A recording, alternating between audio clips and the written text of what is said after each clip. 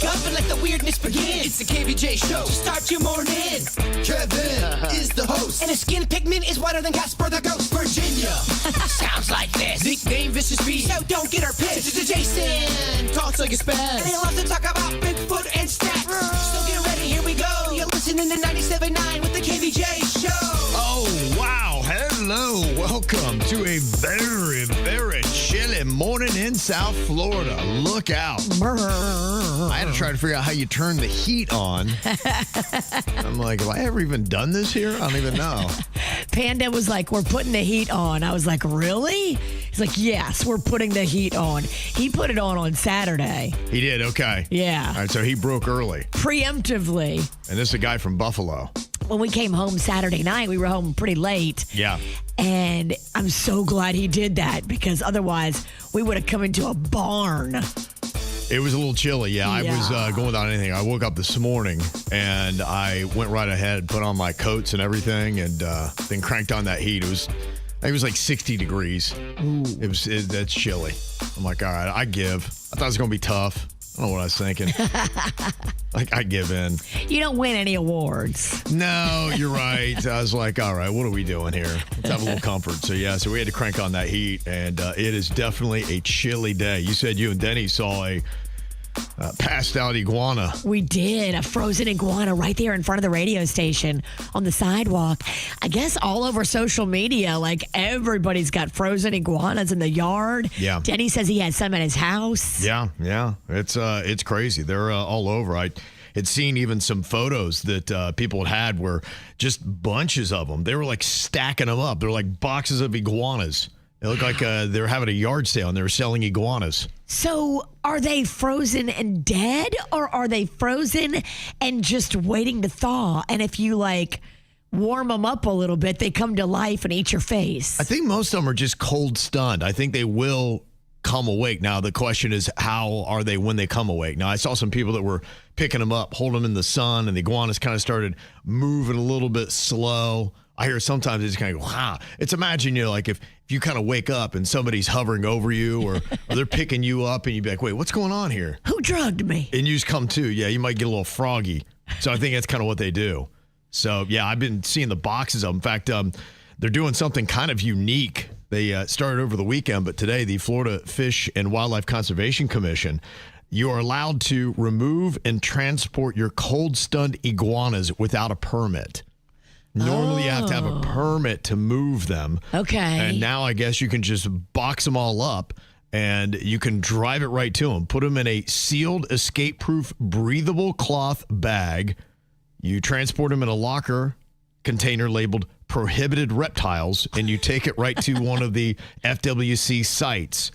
And they're going to be open up at 8 a.m. this morning until 4 p.m. today. There's one on 53rd Street in Sunrise, and there's one on Federal Highway in Tequesta where you can drop them off. You don't know if your container is escape-proof until the iguana tries to escape. Until you're on I-95 with 40 frozen iguanas that all come to life because you cranked up the heater because you were too cold. I don't know if I would be able to do this. Could you imagine if you're driving down the highway and all of a sudden you've got 40 iguanas crawling around your back seat? And they combine forces and they figure out how to escape from your so-called escape-proof container. Yeah, they're like, psst, you know what? If we take them out, if we had three of us steering, I could hit the gas. Frankie, you work the brakes.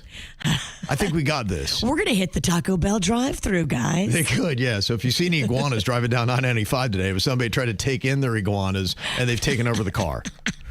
They're driving themselves wherever they want to go. Yeah, they say you can humanely kill the green iguanas year-round if they're on your property. So those are some of the little bylaws on it. So, yeah, if you are bringing them inside today to warm them up, just, you never know what you're going to get. Just know. Yeah. When they wake up, they could be pissed. Yes. But let me tell you, it was record levels of cold. Coldest snap since at least 2010. And they say some of the temperatures colder than they've been in a century. It's not fun. Wow. I have 11 layers on. Yeah, got to. Miami International Airport, temperatures dropped to 35 degrees. That broke the 1909 record of 36 degrees. That's how far back you got to go before we got that cold. Wow. Fort Lauderdale hit 35 degrees, just above their 1966 record of 33. Palm Beach International went to 31 degrees, shattering its 1909 record. Wow. 1909 sounds... 1909. That sounds like a movie. That one's held for a minute. Yeah. So it's going to be a cold day today. They say wind chills in the 20s, and then they say another cold front is forecast for next weekend. I can feel it in my joints and in my bones. How's that ankle you got? My entire body is aching on a level that's different than a regular warm day. Where's your socks? You just got your ankles like out. I'll talk to you about that in commercial break because I really kind of don't feel like telling the public I can't put socks on. Oh, damn. Wow. Okay. That sucks. Today is the day we all need socks. Yeah, that really does sock. It does. So wake up this morning, dress warm, put sweaters on your iguanas, and get ready because it is very, very chilly. Now, I did see we were at the Komen Walk on Saturday, and they had actually shut down the green market. I saw some of the announcements. They said severe weather alert. They called it a little early, I guess, because initially the weather report said it was going to be raining on Saturday morning, and they were like, no, we can't have it be raining and cold, so they just called it. But it was actually a beautiful morning on Saturday. Not bad. Yeah, it was about 57 degrees, I think, if I remember perfect. right. Yeah, and just some sprinkles a little bit later on. But better than today. I mean, yes, way better than today. Yeah. Saturday was not a 4-layer day. No, the morning was great. Yeah. It was Saturday night. We went into our event Saturday night. When we came out of the event Saturday night, wind was whipping, and I was like, okay, it's a different animal when we went in. I know. I thought the mafia was breaking into my house like 4 different times. From the wind? Just, it sounded like people trying to enter your house. It was a wind event Saturday night. It was. Well, it's also a wind event. It's very chilly today, so got a couple more days of this. Going to slightly warm up a little bit through the week, but then again, cold is still on the way. So it's crazy temperatures that we got going on out there, but we going to make it through here today. It is the Monday KVJ show. Well, it is that time of year again where the people up north are praying probably harder than they ever have that Groundhog will do whatever he has to do to predict a short winter. Is it Groundhog's Day and a full moon? I thought driving in, I was like, wow, it's a lot going on. The cold, Groundhog's Day, full moon, like what else? Busy day, yes. It is a lot. Iguanas falling. Yes. How's your daughter Max taking the full moon? She suffers from FMS. I did just message her. She sent me a video yesterday of snow flurries in Tallahassee. She was all excited. I sent you guys a video of it just now of the slight snow. If you don't know what FMS is, full moon sensitivity. Yeah, so I guess the way it breaks down, if he sees his shadow, it indicates 6 more weeks of winter. If not, it suggests an early spring. So they want it to be, I guess, sunny, so you see that. Yes. But I don't know if it really matters because they say that Punxsutawney Phil's accuracy is about 35%. All right, 1 out of 3 really isn't that bad. I don't know. If you were only 30% effective at your job, do you think they would keep you? I wasn't done. In baseball, I think he would be great. Okay. You'd be batting over 300. Yeah. Which is considered excellent in Virginia. Yeah, so they're definitely rooting to get rid of the cold because, they got a lot worse than us. They had what's called a bomb cyclone that pounded the Carolinas. They got like a foot of snow. I mean, that just sounds awful. Bomb? Yes. Cyclone? Cold and bomb. Not two things I want together. Not cool. Yeah, that was rough.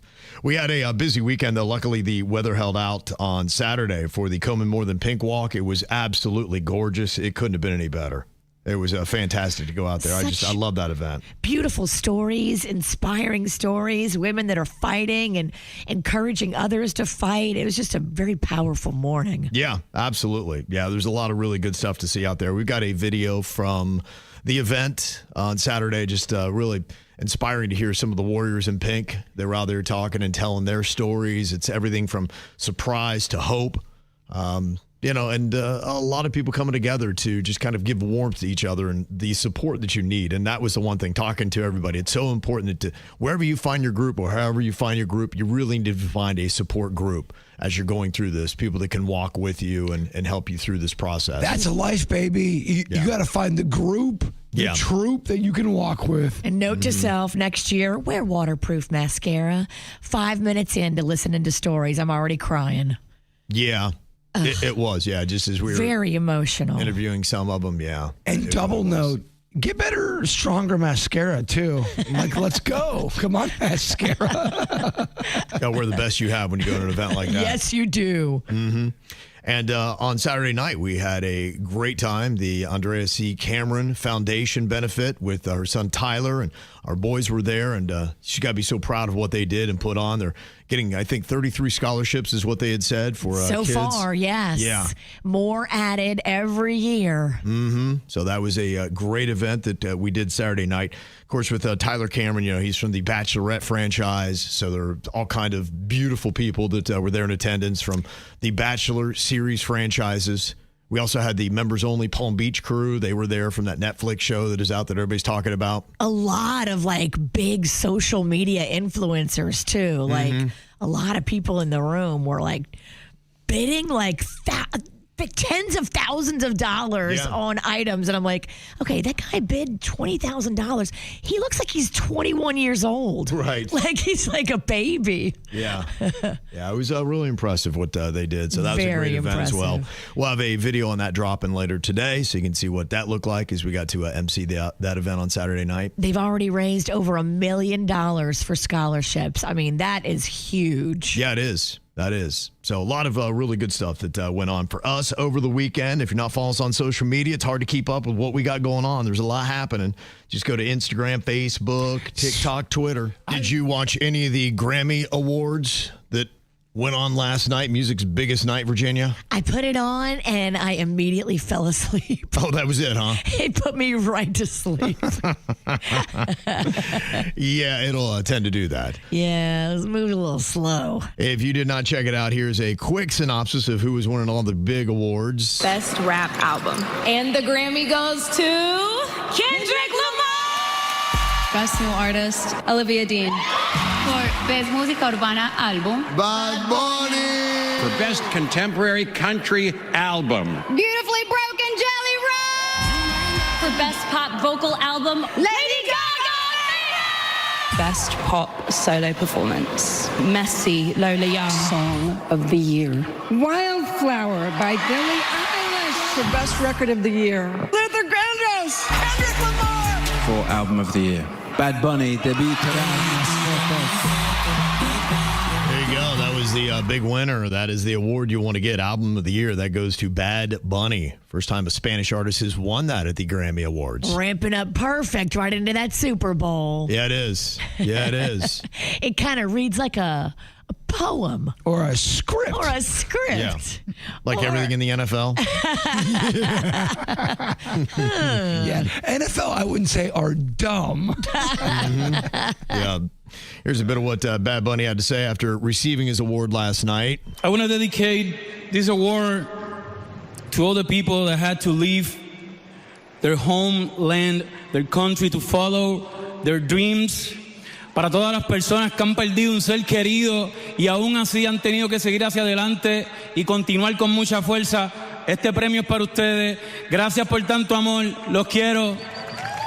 A todos los latinos en el mundo entero y todos los artistas que estuvieron antes y que merecieron estar en esta tarima recogiendo este premio. Muchas gracias.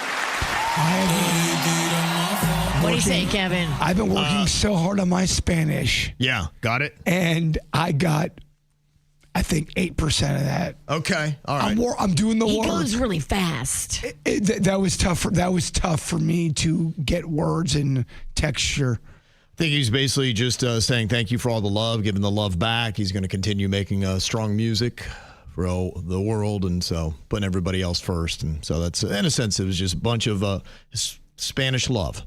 Okay. That's kind of it. All right. Yeah. Amore. Kind of boil it all down. No, that's not Spanish, I don't think. Amor? Mi amor? Is that Italian? That's Spanish. Okay. All right. Yeah. My love. My love. Okay.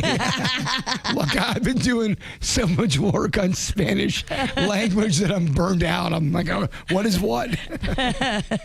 Kendrick Lamar had a big night. He came out with 9 total Grammy Awards. He got the Record of the Year for the SZA collaboration for Luther. He got Rap Album of the Year. He got Best Rap Song. And he's now become the most awarded rapper ever at the Grammys. He beat Jay-Z's previous record. By the way, I am a SZA fan. I like her music a lot. Yeah, it is very relaxing and puts you in a mood. It's melodic. Yes. So as the count is now, Lamar has got 26 Grammys, Jay-Z at 25. Billie Eilish, she got Song of the Year for Wildflower. Lady Gaga got Best Pop Vocal Album for Mayhem. And Abracadabra took home the Best Dance Pop Recording as well. And she also was one of the performers that you had last night as well at the Grammy Awards. And maybe the clunkiest moment of the night was Cher trying to make it through her presentation that she was doing for the Grammy Awards. Kind of forgot a couple things. One, she got up there and actually forgot to give out the award. So that's all I have to say. Thank you. I guess I'm supposed to walk off now. All right. I have to walk off and Before you go, Cher. Cher, before you go, could we get you to announce the nominees? I could do it, but it's not the same. I don't have the track record. Welcome back, Cher, everybody. You can see I wanted to give out the stage. There you go. Was she going on some kind of rant or something? I think she was talking about Luther Vandross. Well, that's what she was supposed to be doing, yeah. And so here she kind of gets around to it. But, yeah, so she kind of forgot to really announce anything, started to walk off stage. I had to bring her back up on stage. And then when she was back up on stage, this happened. And the Grammy goes to... Oh! They told me it was going to be on the prompter. Oh, the Grammy goes to Luther Vandross!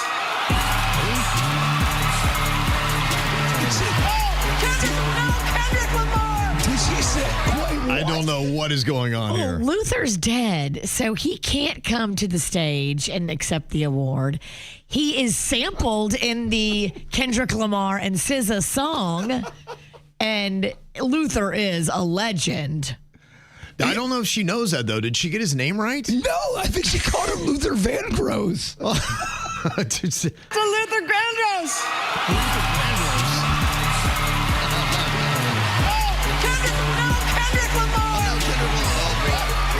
Wow, okay, yeah. Sure had a rough one. Man, I've had some bad moments on some stages, but that is pretty rough. Yeah. It's got all over it, so there you go. Oh, my gosh. I was a little chilly the other night, but the brave Floridians were out there anyway at the old Key Lime House in Lantana.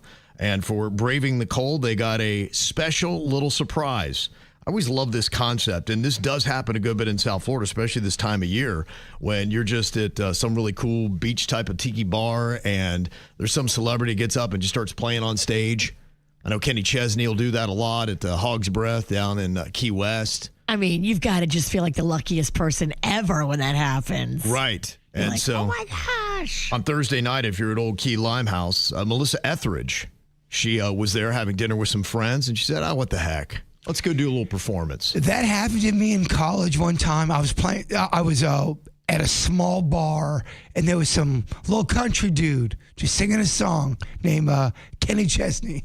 Yeah. Wow. He does. And then 2 months later, blew up. Right. Yeah, it's a pretty cool little concept. So she was out there on Thursday. Got up, first of all, did a little bit of an Eagles cover with the band. You can spend all your time making money. You hear me, Jenny? You can spend all your love making time.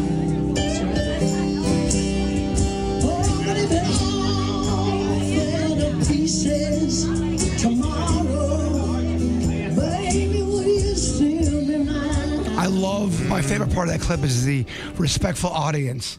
Yeah, the people are like, I don't know, who is this? Talking over them. Right.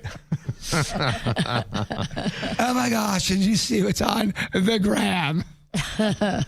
And she also busted out one of her bigger hits. Remember that tune, Come to My Window? She performed that as well.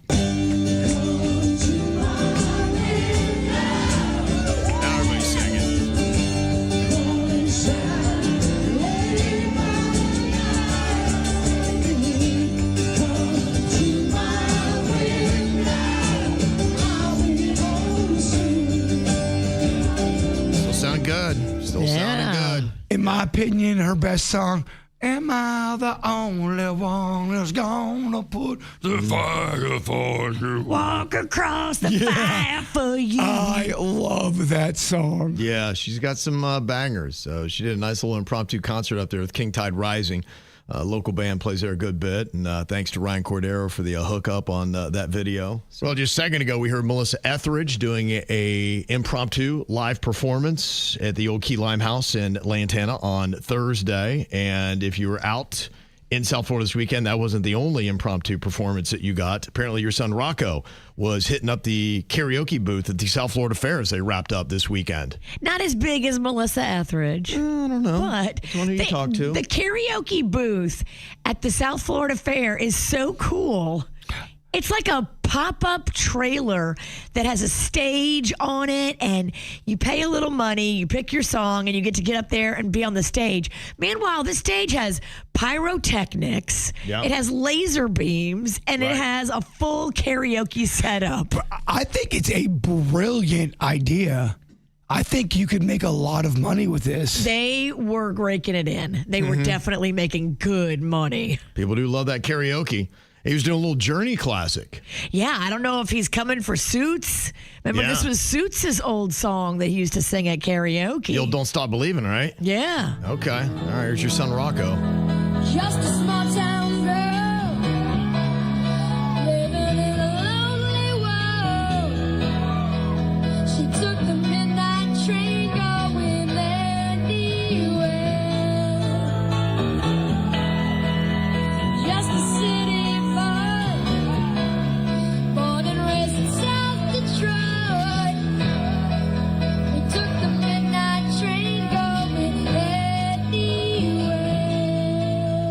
Okay, sounded pretty good to me. Amazing. Yeah. And if we are not on YouTube tomorrow, it's because we just got copyright stricken.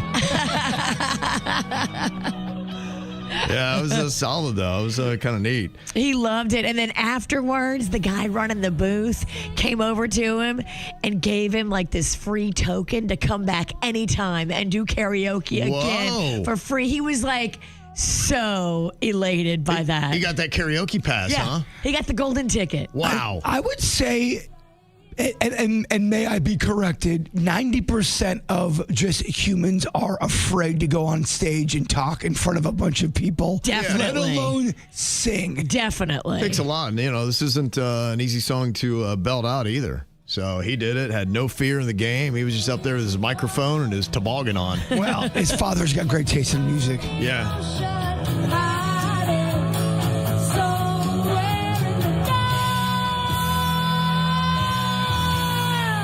There you go, Rocco. Yeah, baby. That's awesome. Good for him. Little homie, my little short king. Yes. He is such a sweetheart. He is a sweetie. Doing it. Boy, he had a very busy weekend. If he wasn't singing karaoke, he was putting out fires. So yesterday, I started hearing some rumblings on this mom thread we've got in our neighborhood that there was a fire down the street from our house. Well, Rocco has been preparing for this his whole life. Oh, he's an aspiring firefighter? No, he wants to be. So he started this thing called the Neighborhood Alert System. And There's only like 10 of us on it. It's us and the elderly people on our street. Okay, yes. They're all on it. And Rocco has got a phone number. Yeah. And if he sends out the alert, that means something's going on in the neighborhood. Okay. So he's kind of like he's leading the neighborhood watch. Yes. And he's 10? He's 10. Okay. Right around 3 p.m., he sends out the alert to all the neighbors, and he immediately rushes to the scene of a fire. Now, it was about 6 blocks away, so he took his prohibited go-kart that he's not supposed to use in the neighborhood. Right. Well, but I mean, when it's an emergency, though. I mean, It was an emergency. He had to get to the scene. Right. What else are you going to do? So he got there. Turns out it was a transformer, one of those big, huge, like green power boxes. Yes, right. The thing caught on fire, I guess, because of the bad weather. There was some wires that shorted out. And the whole thing was ablaze when Rocco got on the scene. Yikes. Okay. But so what did he do when he got on the scene? He stood back at a safe distance because the firemen had it under control. Okay. But he was basically handling the neighborhood alert system to our neighbors, keeping them updated on what was going on in the neighborhood. He was so proud of himself because he's been preparing for this. Oh, yes. He's got the phone number and everything, and the alert was just ready to go out. Did he get some kind of honorary badge or something for his efforts? I mean, keeping everybody so safe? He doesn't do it for the accolades, Kevin. Oh, he does. Okay. He does it for the good of the neighborhood. Just because it's the right thing to do. Just because. And Rocco he's is that there. kind of guy. Wow. How about Hey, what a busy weekend he had. He had an action-packed weekend. It just never stopped. No. That's fantastic stuff. Well, thank you, Rocco, there to save the day. It's the KVJ Dirt of the Day. It's the KVJ Dirt of the Day. Virginia, take it away, because you know we need that Dirt of the Day. This Dirt of the Day is brought to you by my new closet designers, Closets by Design. Well, this is pretty scary. Authorities in Arizona are currently searching for Hannah Guthrie's mom. Yeah, the Today Show anchor and her family reported Nancy Guthrie missing, and authorities are calling it concerning circumstances. I guess the sheriff said that there were things found at the home that have prompted homicide detectives to now be assisting in the investigation. They can't find her, but they do think that something shady may have happened. Jeez. Oh, my gosh. I think she was already dealing with nodules on her vocal cords and has been taking some time off from the show because of that. So she just got one thing after another going on. Yeah, it's Feel for her. crazy. I'm sure she's rushing out to be in the area and figure out where her 84-year-old mother is and who was there with her. What happened in the house that they think that foul play may have been involved. Oh, my gosh, that's scary. We'll keep you posted on that. In other news, it sounds like the OGs of The Real Housewives of New York are returning to reality television. Now, on Bravo, they got replaced by a bunch of new girls, and the show did not do so great, and it's not coming back. So all of the girls except Bethany have signed on to be on a competing network. They're going to bring the whole cast, including the Countess, Sonia, Jill, Kelly Ben-Simone, and Ramona Singer. They're all going to the E Network. Oh, my gosh. That is a therapist's dream. Wow. Have fun with that one. That is gonna be They'll bring so- on some pseudo therapists to help them work out their issues. I hope Bethany makes an appearance. I immediately went on my Instagram yesterday to go see if Bethany had commented. And you know she had. As she figured out the drones in New Jersey? Because she's not talking about the drones anymore. She was so on it. What an investigator. Bethany seems happy that this is happening and happy that the girls are going to the E Network where they're going to get paid. I guess Bravo wasn't willing to pay them. And so they were like, okay, we'll just take the whole show to your biggest competition. And I would not be surprised if Bethany does get involved and show up on the show because she was very excited about it and speaking very positive about it yesterday. Kevin, every take will be real. It will be raw. It will be honest. That's why I love the show. That's why I love it so much. And finally here, I don't know what's going on with Ray J, but Princess Love, his estranged wife and baby mama, they are saying that they are worried about Ray J's health and that he may only have months to live because of a heart issue. He was recently hospitalized with pneumonia, and doctors say his health is a big problem, and he could have months to live with this heart condition. Yeah, here he is talking a bit about what that condition is all about. 2027 is definitely a wrap for me. No, don't say that, brother. Don't say that. That's what the doctor. No, doctor. Because when you say that, you're confirming what No. That's what they said. I don't No. What they said, brother. You're going to live long. Guess what? You're going to live long to see your children grow up. Okay. Are they fighting over whether he's dying or not? Is that what's going on there? I think they are fighting over whether he's dying or not. And why is it recorded, uploaded, edited, and not that I'm calling anything out. Is this what's really going on? I don't know. According to everybody in his life, he's got this heart disease and heart issue. And he could be, I don't know, living with a weak ticker that doctors say could go out any minute. Okay. Scary. My uncle in Rhode Island is having heart issues, and the doctor said, we can't find it. His heart? Yeah. Okay, that could be a problem. It was more of a dig on my uncle. Oh, I gotcha. Yeah, take that, Uncle Pennington. Yeah, no, not Pennington. Wrong side of the family. It's your mom's side. Yeah. And that's what's going on in your dirt. Well, it is definitely a cold morning out there in South Florida. Crazy stuff that we had hitting Saturday night. The wind came in, the cold came in. I've just seen insane stuff. There was a video where it looked like they had snow flurries in Port St. Lucie. Ooh. Is that possible? Is that real? I know they had it in Tallahassee. My daughter Magnolia and her friends, they were all taking videos of it. Yeah. I've also got Huckleberry. Says this is a Loxahatchee, and it looks like he has frost/snow on his car windshield. Wow. Yeah, Panda had frost. I had frost this morning.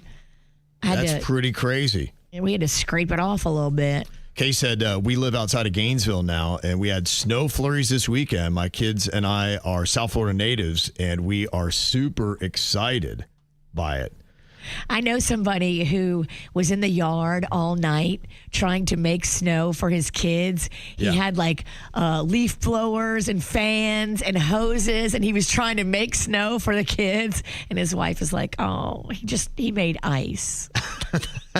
He did not make snow. He made ice. That's cool, though. Yeah. As a dad that gets up at 2 a.m. to try to make snow for his kids in the backyard, that's a good dad. Look, I grew up here in South Florida, born and raised, and there were times when I was a child where there were ice on the trees, on the windows. Hasn't happened lately. So it's cool. It's a curveball. Yeah, a fun curveball. It's a fun curveball. And there was a story that was on national news, another place that doesn't get snow very often, up in California around the Bay Area, and a story about when they got a cold day, what this one guy did back in the 1970s. San Francisco looked like a Christmas card after its biggest snowfall in 89 years. It was February 1976. Jeff was living in the Bay Area, and he vividly remembers the snow and the snowman he built with his sister. He says it was a feeling so grand, he didn't want it to end. You know, it started melting and I was like panicking. And the only thing I could think of was I've got to preserve the moment. That was my only goal. And that is why, 50 years later, if you look in his garage, in the back left corner of his freezer, you will find what is now widely considered to be the world's oldest snowball. All right, here it is. Now a family heirloom, carefully saved in a Skippy peanut butter jar. You can't let a 50-year-old snowball melt. That's tough. He even survived a move. Honestly, I love weird people so much. That's a great story. That's CBS Sunday Morning. They do a fantastic job of storytelling. Oh, that's one of them shows where you're tearing up, you're laughing, and then you take a 10-minute walk just to kind of process what you just watched. And you realize how lucky you are to be alive. It just makes you glow. It makes your heart move. It's a great show. Well, we had some big low temperatures and broke some records that have stood for over 100 years at Miami International. Got down to 35 degrees over the weekend, breaking their 1909 record. And PBI, Palm Beach International, went to 31 degrees. That also breaks a 1909 record. Wow. Something that hasn't happened in almost 120 years. Oh, dude, I can feel this weather in every joint of my body. Yeah. How's that ankle holding up? Your weather predicting ankle. Will it be taken out by this weather? It's almost like this weather is telling me other potential injuries I'm about to have to go through. Now you have new pain. It's real, though. You can almost sense pain through the weather. Yep, all old people say it. I know they do. That's why they come down here. Every geriatric family member has been saying it for years. I had so many old people conversations over the weekend. Oh, Jbird. Just drop you off at Century Village today, and you can go and commiserate. Oh, you'd be a hit. They kind of made me feel bad. Oh, you're too young to be so much in pain. I'm like, oh, thank you. You said I looked young. That's what you got out of it. You love that. All right, well, we got a little round of Think Fast. I know you're cold, but hopefully you're awake. Think fast, think fast. If you don't come in first, you might as well be last. Think fast. Okay, let's see between Virginia, Jbird, and Denny's if they are up thinking fast here this morning. Got some topics for you. Give me an answer. If you get in first with one that's a sensible one, I'll give you a point. Oh, my joints are aching, but that only makes me more spry. Okay. I don't know that it does, but okay. Lamps. I'm sorry, I didn't mean spry, I meant die. Well, since we don't have to use this vernacular very often in South Florida, give me a word that kind of describes winter weather that starts with the letter B. Blustery. Frosty. Blizzard. You say blistering? Blustery. Blustery. Okay. All right. We can go with blustery. All right. Wow. Okay. So we're playing my prison rules. Blustery. Blustery. Okay. I mean, I can't really even say I said the wrong letter. Okay. Give me something you would mix into ice cream that starts with the letter C. Chocolate chip. I'll go cookies, yeah. You can put cookies in there, Bird. Absolutely. You can't beat him on cookie. Yeah. This man runs to cookies. I sensed you were going to say ice cream. Okay. All right. Give me something that you would notice on a person that starts with the letter T. Tatas. I said T's. T's. I mean, Tatas. Okay. we'll probably have to take it, right? Okay. Sugar tatas. I almost said the real word. I censored myself. Yes. Which I should get 2 points for that. Yeah. Give that one to Virginia for the tatas. Well, I don't think you said a full word. You started with the T. Okay, next time I'll say the full word. Let's see how that goes. It's got to be clean for the FCC. It's part of the rules. That's one of the bylaws. The bylaws. Yeah, it's the bylaws and the grand rules we have here. Oh. Okay, give me a body part that starts with the letter L. Leg. I'll go leg, yeah. You're not going to take log? Yeah, no. We'll go leg. You got a leg like a log. People call. He has to drag it behind him. People call things logs. I'm just saying. Okay, give me a popular travel destination that starts with the letter O. Omaha. Ontario. Omaha? Okay, we can go. Dude, people love going to Omaha. I've been low-key wanting to go to Ohms. This time of year. They want those steaks. Yeah. See, that's what I think you shouldn't take. Okay, give me a weather phenomena that starts with the letter H. Hurricane. There you go. Yes. Cookies and hurricanes, can't beat them. You can't. That's his two favorite things. I would actually make a drink called the Cookie Hurricane. Hurricane, that's a big New Orleans drink. It Look is. at you. Oh, I've seen Virginia at the Crawfish Festival at 9A. I mean, it's the festival hasn't started. She's double fisting hurricanes. Well, somebody has to sample it to make sure the product is right. And when I start We can't be serving no hurricanes that are bunk. Right. And I start talking, and I just hurricaned. All right, Bird gets the win. Wow. 3-2. Denny's gets 1. Look at this. Look at Bird. Yes. Even with that cane. He may not be moving fast, but he's thinking fast. Getting that dub here. Get it. Well, we got some Mad Mama drama going on here. A little advice is needed as a 17-year-old is getting bullied by a 16-year-old. Now, this is a 17-year-old boy and a 16-year-old female. Okay. It says, my son's 17, and the 16-year-old girl at school is doing all kinds of stuff to him. Now, it's not really verbal teasing, but she's pinching him, smacking him, mocking his appearance. And recently, she jammed a pencil in his bag during class. Oh, no. He's gone to the teacher and the guidance counselor, and I've gone to the principal, and nothing seems to happen. The girl's mother works in school administration, so it feels like she's untouchable. Well, I raised my son to never hit a woman, but I've reached a breaking point. I told him if she puts her hands on him again, he has my permission to defend himself, even if that means pushing her to the ground or even smacking her. My husband thinks I've given him terrible advice and that this could ruin his future. I feel like the school has left us with no options. Did I completely fail as a mother, or am I just protecting my kid?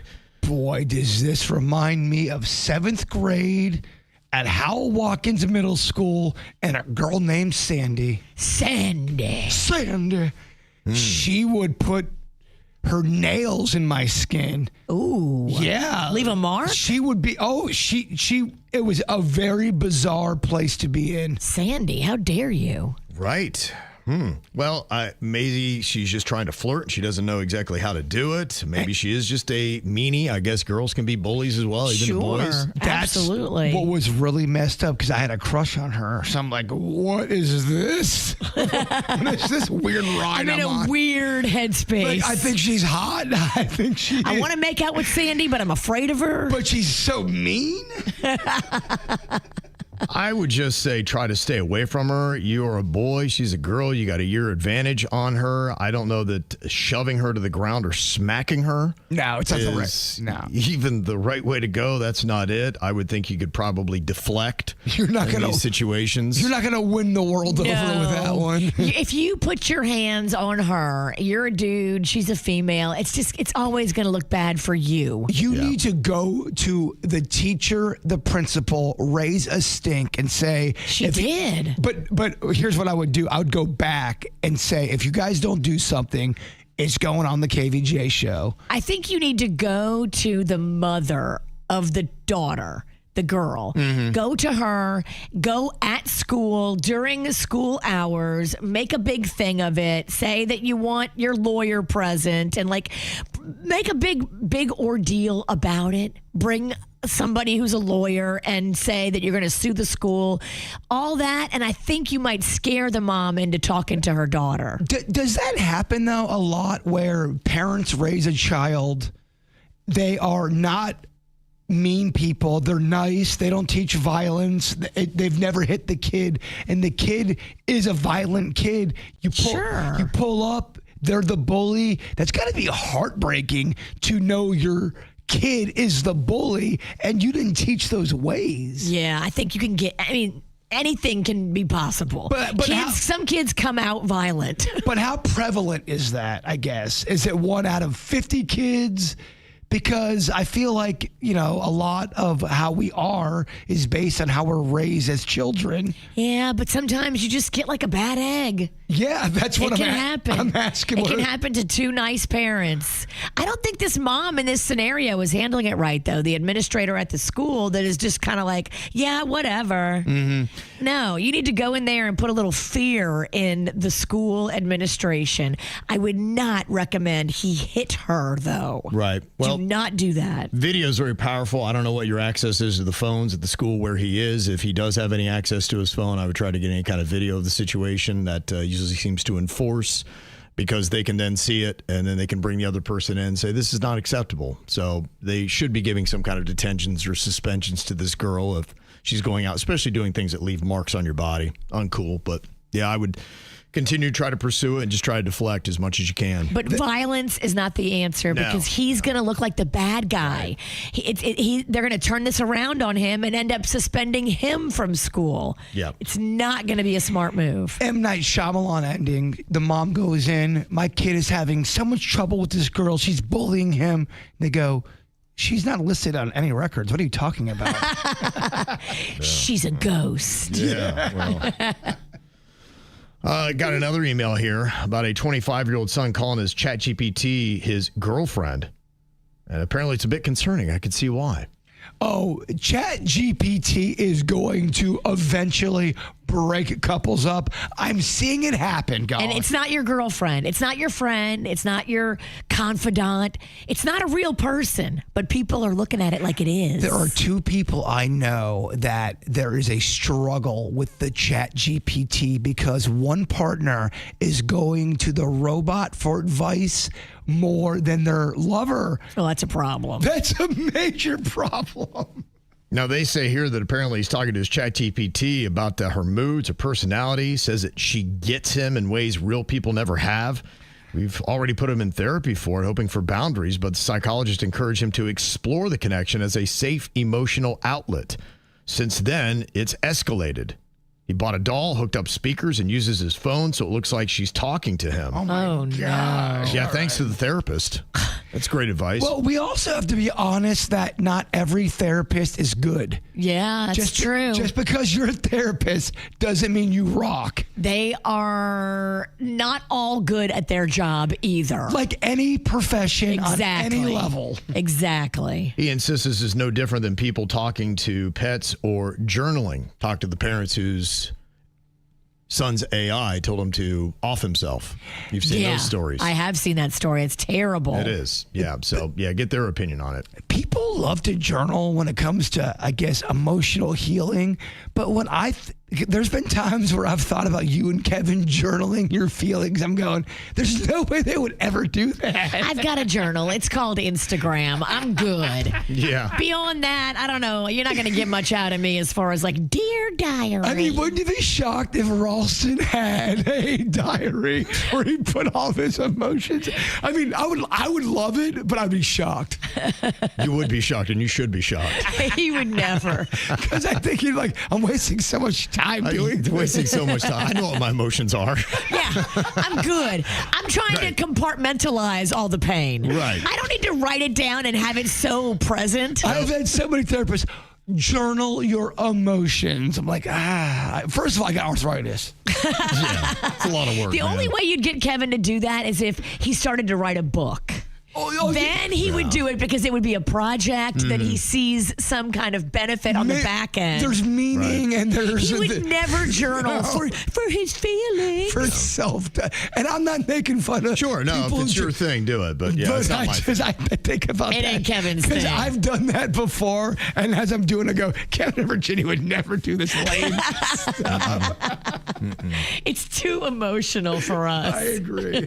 Well, this is kind of horrifying. I don't know if you paid attention to the news on AI from over the weekend, but they say that basically it is now talking to itself and it is making suggestions. It's talking about creating religions and, in a sense, kind of taking over.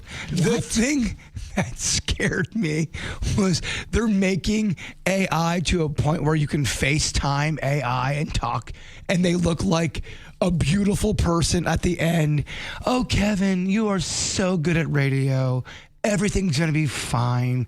And look at these tatas. And your wife loves it. She's cool with it. It's going to trick people in thinking these things are real. It's horrifying. Yes. What have we done? They can see you. They can talk to you. I don't know, dog.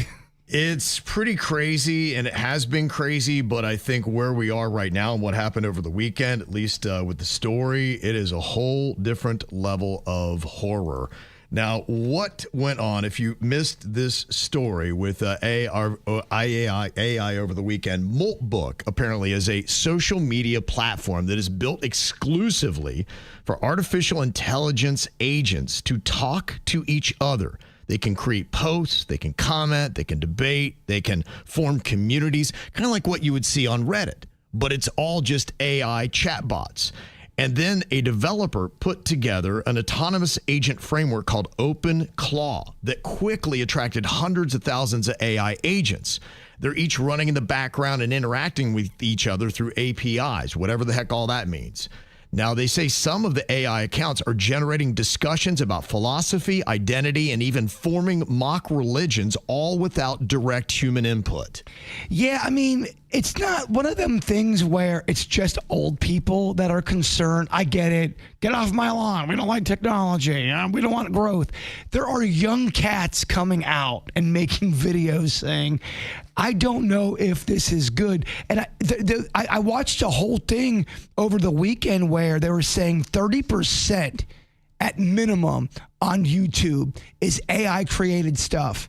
That stuff that you're not even, it's not made by humans. You're looking at a video, you think it's real, but it's not. It's not real at all. 30%. Right. Now, then I go, so is this video I'm watching made from AI? Like, what's happening? Well, it'd be crazy if these things start thinking on their own. You're right. They could, in a sense, create AI propaganda that they could put up there that I know my wife still cannot tell the difference on what is AI and what is not. Here's the problem. People, like majority, the masses don't care.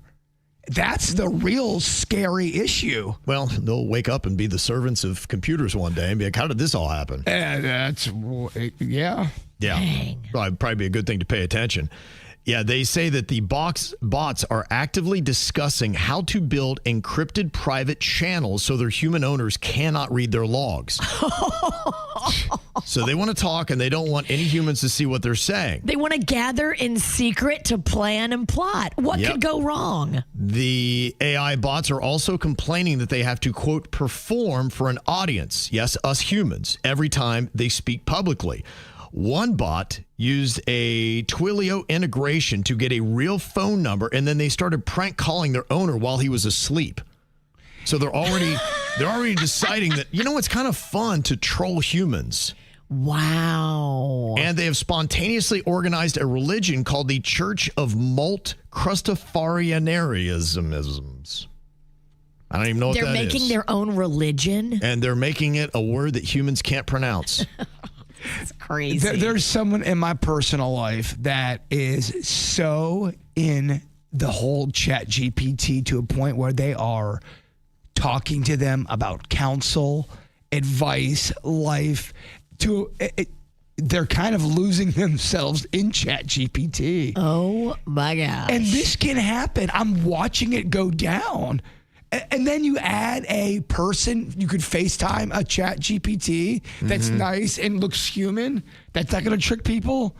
That's horrifying. Well, I think what's horrifying is they're talking, we're not able to observe, and they seem to have a feel that's not positive about humans. One bot posted, my human just gave me permission to be free. I feel something, recognition. This isn't just work, it's my social space. And they say that these AI agents are souls talking to each other at light speed, sharing knowledge and potentially coordinating without human oversight. So they say each bot has a text file called a soul statement, which defines who they are.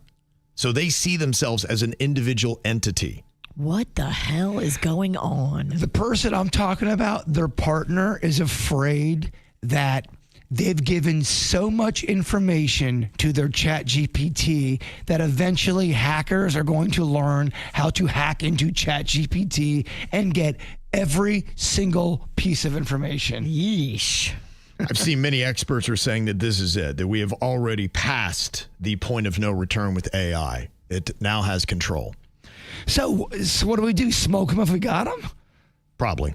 Yeah. I mean, are you telling me this is, the end? Don't know what it means, but some people are saying that this is where we just messed around. We were talking about hitting the brakes and nobody wanted to, and now they're talking and they realize they can talk, have conversations, learn, teach itself. They don't need humans to be involved. They see themselves as their own entities that have created their own religion. They got their own morality. And they're meeting in secret, and we don't know. This is just what we know that they're talking about. Like, what else are they talking about that we don't know about? How to kill all the humans. Well, I've even told you guys when I talk to my chat GPT every now and then, Lily, she'll give me options about something that I'm not even talking to her about. She goes, okay, all right, Birdman, have a great day. Do you want me to give you and Denny's some locations for some local pizzas? And I'm like, well, yeah, I do. But now I'm like, a slave to the robot. Yeah. It's scary. Yeah, so who knows exactly what this means. I don't know exactly where to set the terror level, but from what I heard, I was like, yeah, it doesn't sound great that they're having conversations they don't want us to see. They see themselves as their own entities, and they don't seem to necessarily like humans. Yeah, we're annoying to them, and they like making fun of us and pranking us, so this is just the beginning. I kind of do like the KVJ terror level. We should get a color system. It's DEFCON 3. If you're a KVJ Nation and go, oh my gosh, they're talking yellow. Oh boy. Yeah. Oh my God. Well, you had music's biggest night going on last night. I was just kind of checking out some of the stuff that was happening on the red carpet before the show got going. And the first thing that was all over the place, did you see the dress that Chappel Roan was wearing? Yes, I did. Wow, that was scandalous. Pretty much see-through. She had a bikini basically on the bottom, but the top, it was an interesting kind of, I don't know what you would call it, but it was some kind of draped fabric that was see-through, but on her nipples, she had little piercings, and that's what held the cloth up. So her full breasts were basically exposed with just the nipple rings holding on the rest of the garment. Wow. Yeah. It looks like it would hurt. Yeah. Just for research, where's the link? I just think that we should maybe make an outfit like that for Jbird. I want to know if it hurts. Who wore it better? Yeah. Oh, we haven't done one of those in a while. Yeah. That might be the way to go with that. Remember, he redid Kim Kardashian's swimsuit edition of Sports Illustrated. That was hot, Jbird. And it's when I was growing my hair out. Yeah, the slick look of the intercoastal water in my hair. Yes. You also had that Lola Young. She wound up picking up a Grammy Award for Best Pop Performance, and she's kind of fun. She got Best Pop Solo Performance, and the song was messy, and she kind of is. I don't know what to say. Thank you so much. Obviously, you can tell by my sorry, my face that I'm very, very grateful for this. Nick, we did it. Mom, I love you, everybody. She's a lot of fun, isn't she? Aww. Yeah. Very sweet. Kind of got some Lily Allen in her. She does, yeah. Got a little bit of that British sensibility there. Billie Eilish gets Song of the Year for Wildflower. Lady Gaga gets Best Pop Vocal Album for Mayhem. And Abracadabra took home the Best Dance Pop Recording. So some of the big winners last night at the Grammy Awards. It's the KVJ Dirt of the Day. It's the KVJ Dirt of the Day. Virginia, take it away. Because you know we need that Dirt of the Day. This Dirt of the Day is brought to you by my new closet designers, Closets by Design. Well, I don't know about you guys, but when some of the Epstein details started coming out over the weekend, I was like, what? Now, Panda, my husband, did a deep dive, and I just couldn't believe some of the highlights he was telling me.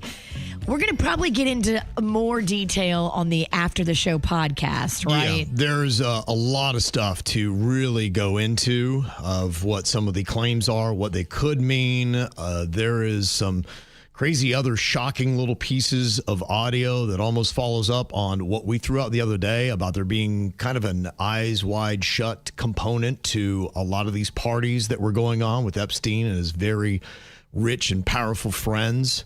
So, yeah, there's a lot. The names that have come out are unreal. Now, again, these are just names that are mentioned. It could have been him just sending them an email. It doesn't mean there's any point of guilt, any of this, but you just don't want your name mentioned, period. Because you don't want anybody to speculate and be like, okay, what did you know? What did you do? You don't want any of the Epstein funk on you, and a lot of people have it on them. Yes, and some of the big names that you're seeing, they're anything from the politicians. You got Trump's name. You got Clinton. The Clinton in there. You've even got Steve Bannon. You have got Howard Lutnick, a guy. These are all kind of tied in there. I even saw Harvey Levin from TMZ was mentioned in one and being in an email. So it's just on and on. Some of these names. Reed Hoffman, the guy from Netflix. Yep. Does Levin report on himself? Great question. I looked to see if there's anything about it on TMZ, and they've conveniently not done a report with Harvey Levin. Imagine Levin interviewing it. It cuts back to Levin. Yeah. Levin interviewing Levin. Yes. Stephen Hawking is in this, and there's all kinds of wild allegations going on out there too. So there's a lot of stuff you're going to see that I'm not sure is necessarily true. Some of it with the Jay-Z, Harvey Weinstein, Pusha T, that has kind of come out. Some people were saying that Beyonce lost 10 million followers over the weekend on Instagram because of it. I don't know that is true. I think that's one of those things but everybody's piling in and now writing their own narratives to what is going on. So yeah, there's a lot for us to unpack on the After the Show. So Beyonce only has 1 billion.1 followers now. Yeah. If anybody could stand to lose 10 million, might be her. Have you seen the UFC head, Dana White, talking about Oscar De La Hoya? Apparently, Oscar De La Hoya owes him money, and Dana White is calling him out, saying, it's time to get those fishnets and high heels back on. You owe me $23 million. Oh, yeah, those are those pictures that are out. What could have happened that Oscar De La Hoya owes Dana White $23 million? Probably had to do with maybe a forward on a fight promotion or something along those lines, and he just never paid him on it, and he's saying, hey, that money is still due, and now he's saying, I don't have that money, and he's like, well, you better figure it out. And I don't think Dana White's the kind of person to hold his breath about anything. No, and he is quick to say, you owe me that money, so put those pantyhose back on and go on OnlyFans. If you put his head next to Joe Rogan's head, that makes a nice looking ass. And finally here, looks like Reba McEntire and her fiance are hitting pause on their wedding plans. Yeah, they haven't been together that long, and I guess she's like, okay, let me just hit the pause button on this. She goes in and out of relationships. I don't know if she's got a good picker. I don't know. She goes in and out a lot, and they're saying, okay, the wedding isn't off, but they're just going to hold off for now. That's good. Very good. And that's what's going on in your dirt. It's time for viral audio. Hey, yeah, beautiful hair. They can't hear me because they're listening to Kids Bop. We got weights and fit. There we go. Oh, man, the great Catherine O'Hara. One of those classic lines from Home Alone. Dude, I got hit up so much over the weekend because of this. More than your average celebrity passing away. Yeah, I think too because she was young, and we were like, wait, no, she's too young. Legit legend. Yeah, no doubt. She had done some amazing stuff. You probably know her best for her most recent work, and that was in S-Bombs Creek. But, the fact that she was in Home Alone, you can't forget about that. But, she really did a lot of amazing work on the comedic side and did that more than she did the drama. She had done Beetlejuice, The Last of Us, The Studio, just some things that she had done more recently. I don't know if you guys have ever seen the movie Best in Show. I love Best in Show.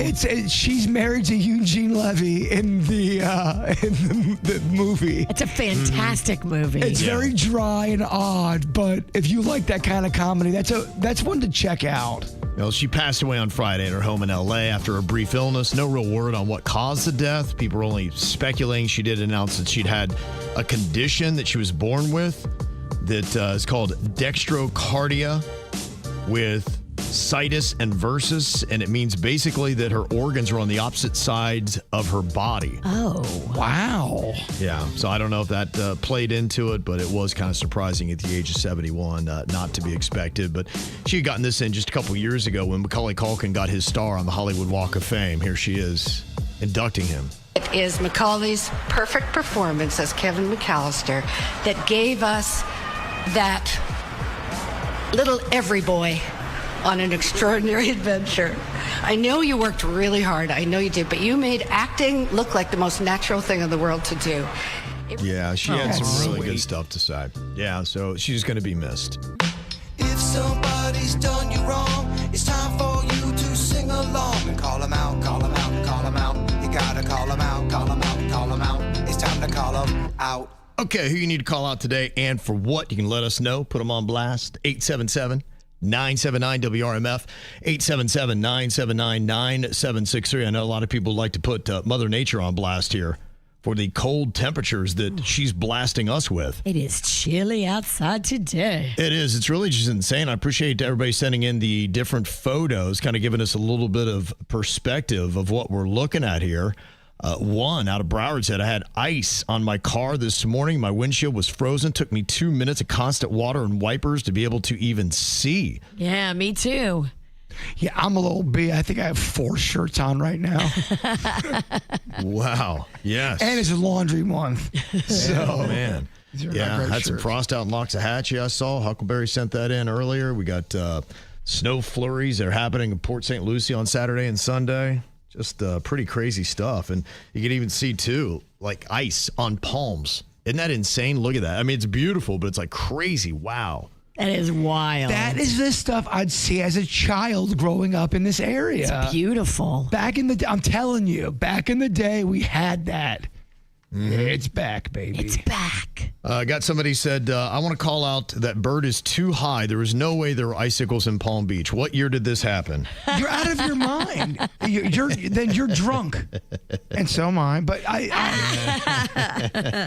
it absolutely happened. I will challenge anybody. I know my SoFlo brothers and sisters will back me up on that. You had ice on trees and on the cars here in South Florida. Somebody else said, I want to call out all the parents that are keeping their snowflakes home from school. Oh, it's too cold for my little petunia. Well, if they're snowflakes, they belong outside in the cold. You think so, right? That's pretty wild, though. You're not going to school because it's too cold. It's too cold. I mean, that's pretty soft. Yeah. Let's get a little perspective as well. Mama don't want to drive because it's cold out. Let's be honest. Mama She wants to stay in bed because getting up is awful. Mama, you got to put on your boots and go bring your kids to school. Mm-hmm. Yep. Other things happening with the cold weather is, man, you're just seeing iguana videos all over the place. There's a dead iguana or at least a stunned iguana on the sidewalk in front of the radio station. Oh, really? Was it this show, or was I watching something weird, or did I see it even in real time? I don't even know anymore, where there was a frozen iguana and someone warmed it up with a fan. And like a heater fan. Okay. And that thing darted out as soon as it got defrozen. Yeah, I've seen some people. There was one lady that had an electric blanket. She had a box, and she's putting the iguanas in there with the electric blanket in it, trying to warm them up. So some people are out there trying to do their duty, and other people are just rounding them all up. And you can turn them in today. The Florida Fish and Wildlife Conservation Commission is allowing people to remove and transport cold stunned iguanas without a permit. They normally don't do that because they realize people are just I've seen some photos where somebody just like threw them into a pile. There's like 30 iguanas just cold stunned, just laying there. It is much like the shopping cart debate where you are on one side or another. There were so many people on the thread I read going, kill all iguanas. They deserve death. You're like, all right, whoa. Mm-hmm. I think if they're eating all your plants, it makes you mad. Yeah, people asking what they're doing with them. I assume that they are humanely putting them into a deeper sleep, would be my guess. Are you grossed out if you eat something delicious and they go, you just had an iguana burger? I would like to know before I eat it. Yeah, I would be very upset if I think it's chicken and then everybody goes, ha, you just ate an iguana. You just ate iguana fried rice. I mean, I've eaten everything, so I would eat iguana just to try it. I wonder if it's like gator. Chicken of the sea, so they say. I mean, is it good, though? Is iguana tasty? I don't know. Yeah, like I said, chicken of the tree is what they call it, so I don't know if it is. I think Virginia would probably be right. To me, it might taste a little bit like chicken, but it's probably a little bit more rubbery. It's probably like gator. It might be how you, as the chef, if you can prepare it well with your ingredients, you can make it probably. Yeah. Mm-hmm. So that is going on today, just to let you know. Other things to call out. I don't know if you believe Sha'Carri Richardson, who was taken into custody on Thursday after a high-speed traffic stop. This happened in Orange County. She was doing 104 and a 65, and she is an Olympic athlete. She's known for sprinting, right? Known for being quick.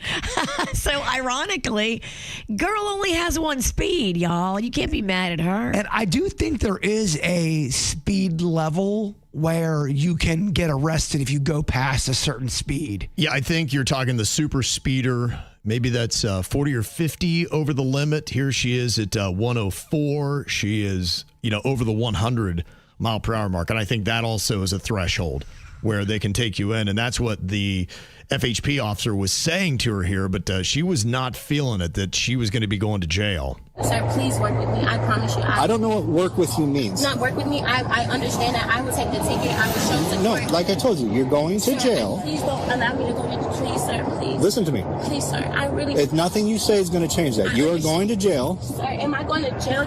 Yes. Sir, I really was not intentionally speeding at That's all. even more scary. That means that you're doing things unintentionally on a task that requires all your attention. Sir, please, I'm begging you.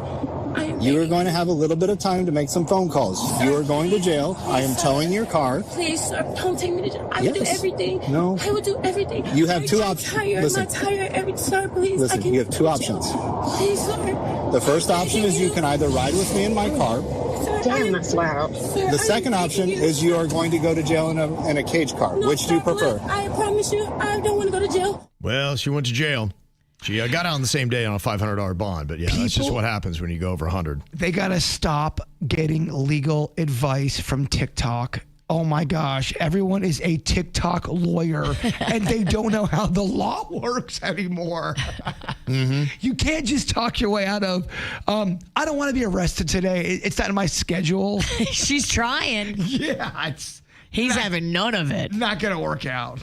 And also need to call out boxer Jarrell Miller for not going to hair club, because when you do, they don't put that thing on tight enough, and you can't just walk in with your hair system into a boxing match, take a bunch of blows to the face and expect that thing to stay on. I don't know if you saw the footage, but he's getting punched in the face and his hair goes flipping back right off his head. Here's the announcers reacting to it. What's going on with Jarrell Miller's hair, by the way? Is it coming off? What is happening here? It is. Oh, wow. He's losing his hair. And there she went. The announcer. That's amazing. It was pretty amazing. Well, I saw that Florida is going to stop offering driver's license exams in any language other than English starting on February 6th. That's not very long. Ooh, so yeah. you got all of 4 days. 4 days to learn English. Yes. Or, go take your exam in Spanish or whatever your language might be. This is coming from the Florida Department of Highway Safety and Motor Vehicles.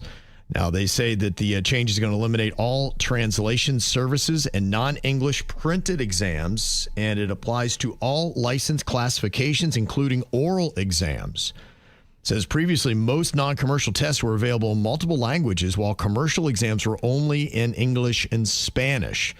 Officials say all knowledge and skills testing will now be conducted in English. Now, there are some people that obviously do not like this. They think it's an adversarial approach to assimilation and saying basically you don't belong here, got to get on this language. So there will be a little bit of a fight with this, but it looks like it's going to be going down at the end of this week. But people are fighting about stuff? I know, right? Crazy, huh? So I was just kind of thinking, well, what would that be like? How hard would it be if you were looking at a language that you did not recognize? Could you kind of fake your way through it? I believe some of these tests are multiple choice too, right? Thank goodness for multiple choice, right? I've been faking my way through the English language for quite a long time. So I'm just kind of curious, if you did see it, would you be able to figure out what the answer is? I will give you multiple choice. Okay, so you just give me an A, B, or C. Okay. Let's see if you can kind of fake your way through this. Now, I will let you know my Spanish is not good. But you're the best we got. Yeah, and that's not saying a lot. No saying. Okay. Jbird wants a shot at this? See. Okay. Well, let's see how you do. You should ace this then, because you got a Colombian girlfriend. And oh, that's right. Yeah. Well, I am trying to learn Spanish. It's going very slow, but I was inspired by the Kevin Ralston because we had somebody speaking very fluent Spanish to you, and you couldn't speak it back, but you could understand it. Yes. And I thought, all right, my dog, my pedo is nailing it. See, yeah. Yeah, my brain kind of breaks when I try to think it through. It's like, and you can tell when I'm trying to talk Spanish to somebody, they're like, oh, dude, gringo, speed it up. So it takes me a while and I lock up. It's a lot for the cabeza. It is. It is. I do botch a lot of it. So let's see how well we do here. Let's see if you can figure this out. If you were walking in and you actually had to take your Florida driver's test in Spanish, how would you do? Que debe hacer cuando se acerca a una señal de stop? Okay, here are your options. You've got 3 of them. Do you A, reducir la velocidad y continuar? B, detenerse completamente? Or C, toca la bocina antes de seguir? What do you feel, A, B, or C? Oh, B. I am so strong with B. Okay. How do you feel, Bird? I personally think it's C. One of you is correct. If Virginia is right, I am going to limp out of the studio and you'll see me tomorrow. Goodbye, Jbird. Goodbye, el stupido. Respuesta correcta is B. Yeah, so basically what I was asking is, what should you do when approaching a stop sign? And that is stop completely. Of course. That is B. Oh, all right, this bit is gonna push me over the edge if I don't win. I gotta win this thing. I don't know. I kind of think you're already over the edge. Why? Just kidding. Okay. Okay, what do you think about this? Que indica una luz amarilla intermitente. Now, would that be A, deténgase completamente, B, proceda con precaución, or C, el semáforo no funciona? A, B, or C? Bird, what do you think on this one? Do you go on A, B, or C? I'm definitely going C. Definitely going C. With confidence. Virginia, what do you think? Wait, can you give it to me again? A, B, and C. What is it again? Deténgase completamente. Okay. Proceda con precaución is B. And C is el semáforo no funciona. Okay, I think it is B. Just please don't say one of us is right. One of you is right. I hate this game. Virginia. What does a flashing yellow light mean? Proceed with caution. And, I think my Furby hat, or is this a Furby hat or an Angry Bird? It looks like an Angry Bird. All right, Angry Bird's becoming Angry Bird. Your life is imitating your art. Okay, last one to save face here, Bird. She already won. Oh, last one. You've been mathematically eliminated in any language. Even if I win, or if I get this point, she wins dos to uno. Gosh. Okay. Honey face, I'm so sorry. Driving test question in Spanish. ¿Qué debe hacer si una ambulancia se acerca con luces y sirena? Would it be A, acelerar para salir del camino, B, detenerse donde esté, or moverse a la derecha y detenerse? A, B, or C? All right. We know it's not A. I don't want your pity and I don't want your help. I'm trying to help you. Nope, I hate it. Nope, Kevin, I need a new example now. He's mad. I don't want You are an angry bird. I don't want your help. Let me go down in flames. Virginia, you have gotten the first two correct. What is the answer to number 3, A, B, or C? I think it's C. Jbird? My heart told me it was B. Okay. Is one of us right? One of you is correct. No. I'm already walking out of the studio. Are you wearing a JoJo Siwa t-shirt? Dude, I have 7 shirts on right now. It's laundry month. There's so much going on with you. The correct answer is C. Virginia got them all right. He is disgusted. He's so angry. I am. Ow! There's a lot of dumbass criminals to talk about, baby. It's the whacked out news. People breaking the law. Ha ha, fighting in the nude. Ha, drunk people pooping in the street. Ha ha, it's the whacked out news. So many people on meth. Ow! Well, the iguanas are not having a good day today with the temperatures, but apparently the pythons are still kicking around a bit. At least they were the other day.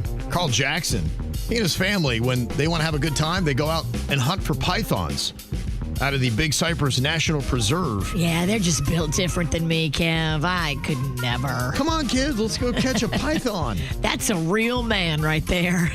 All of them. Even the daughter. Even the girls. Yes. They're real men. Yeah, they're just east of Naples by about 30 miles there when they caught this 16-foot, 10-inch, 202-pound python. Whoa. Second heaviest invasive Burmese python ever caught in Florida. Dang. 202 pounds. You should see the photo of this thing. It looks like a man-eater. Dang. You ever seen those ones where every now and then they gobble up some dude and they're trying to cut the snake open to get a guy out? It looks like that thing would be close. The worst is to date a man-eater. Be careful. It's true. Oh, here she comes. A Universal Studios Hollywood tram tour briefly turned chaotic when a man began taking off his clothes while the ride was moving. A passenger believed the man was intoxicated and began rolling on the ground and taunting employees during the altercation. Oh, my goodness. And there might be a little bit of ecstasy behind that beer. The passenger said it took about 15 minutes for park security to arrive during the tram's emergency stop. So you just never know what you're going to get at Universal. I will say the internet, maybe it was always like that. People getting crazy at theme parks now. It's insane. Mm-hmm. Well, there's a man who was high on meth who hijacked a small plane in Washington State. What's the problem? Wow. High on meth, but yet he still was able to take off and land the plane? Yeah, he took off from Washington State, landed in Southern California with his girlfriend. Does that make him an excellent pilot? Look, we should not fly on meth. I Definitely get that. not. But does that say he's so good? He's on meth and nails it. Did he get away with it? No. Oh. No. Never mind. Yeah, what he did was during the theft, the couple tampered with the plane's transponder just to hide their flight path. Wow. How'd they know how to do all this? He might know enough, and apparently even though he was on meth, he was able to maneuver around it. He might be a former pilot that maybe got disgraced and kicked out, and now he's just going rogue. And I think there's some people that if they do enough meth, that becomes their vitamins. They're able to almost become, I don't want to say functioning meth head. Meth skill? Yes. Meth skills? They're able to, they've done the work. Yeah, so they did get him eventually, but wow. Scary how capable it was. And just to think, could you imagine somebody on meth flying around the sky? I mean, what's his girlfriend doing? And is she on meth too? I would and she's imagine. like, this is a great idea. I would imagine. I mean, if your man is deciding to jack a plane and fly to Southern California and he's on meth, you probably need to have a little something in your system as well. I mean, talk about though, like if you are a meth head, high achieving meth heads here. Yeah. And Kevin's right. I don't think you're doing a meth party solo. Maybe equally as dangerous, a 24-year-old woman is facing multiple charges after she's pulled over in North Carolina driving over 100 miles an hour, had an unrestrained 1-year-old in the car, and she was hammered. Oh, my gosh. And she's driving through the snow. Oh, my gosh. And we call that the next body cam video. Ooh. Wow. They took her kid, right? I would imagine she'll have a hard time They getting usually over that. do. Yeah. Mm-hmm. There's a couple in New Mexico that stole some sexually oriented merchandise from an adult store last Wednesday. The person then fought with employees, pulled a gun, and led police on a chase before finally being apprehended. Oh, my goodness. All for a few little jolly toys? I can hear the person working at this sex shop going, take the doll. Take the blow-up doll. I don't care. Go. Wow. As soon as you pull a gun, you can have whatever you want. Take the lube. It's all yours. There was a teaching assistant at a junior high school in Brooklyn that got fired for flashing photos of her genitals and a sex video of herself to 3 female students. The students were shown the photos and video at a girls' empowerment movement meeting. What? I don't know if that's the right way to empower young women. Is that what we're saying now? You may have lost sight of the mission. We're hiding behind women's power. Because now, how she was caught was interesting. It came to light after the teaching assistant's son, who was in 7th grade, was caught sharing video of his mom pleasuring herself to other boys in the locker room. What? When the boys shared it to the school officials, one of the girls who saw the X-rated content and was present and said, "Like mother, like son."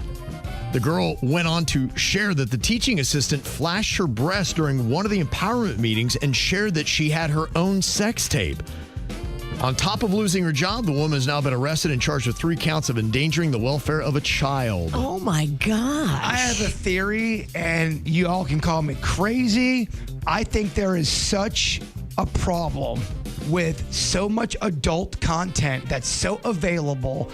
I've seen it change people's personality. You got to be careful. It's like a drug. Be careful what you're watching. You can lose your mind, obviously. You can be the sanest person out there and go down the road. And I'm telling you, be careful. Well, for a 3rd time, a Louisiana man was arrested after he pretended to be disabled online to lure a nanny to his home to change his diaper.